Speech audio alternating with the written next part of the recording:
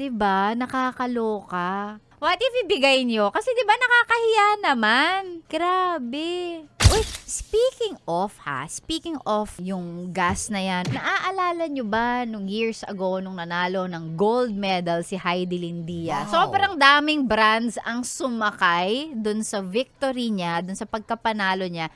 Ang daming nagbigay sa kanya naman kung anik-anik. May nagbigay sa kanya ng condo unit, may nagbigay sa kanya ng sasakyan. There's a brand na nagbigay sa kanya ng unlimited fuel lifetime. Sana all. At eto ang chika, alam nyo ba na apparently, drawing lang daw yon dahil ayon kay Heidi Lin, wala daw siyang natanggap. Binunyag ng manager o ng kampo ni Heidi Lin na drawing lang yung lifetime free fuel supply para kay Heidi Lin. So wala daw silang natanggap.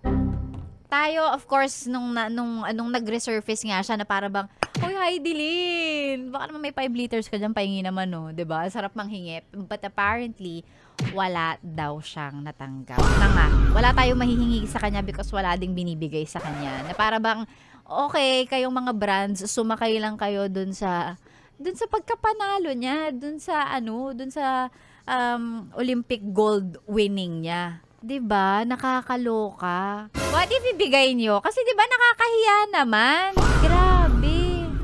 Ano pang ginagawa mo dito, ha? Sinasabi ko na nga ba eh. Solid yes friend ka talaga. Dahil nandito ka na rin lang, sige na, mag-like at mag-comment ka na. Mag-subscribe ka na rin at i-click ang notification bell. Para mapasali ka sa mga kalokohan namin. Bawal na bawal mag-no dito, ha? Kasi yes to yes!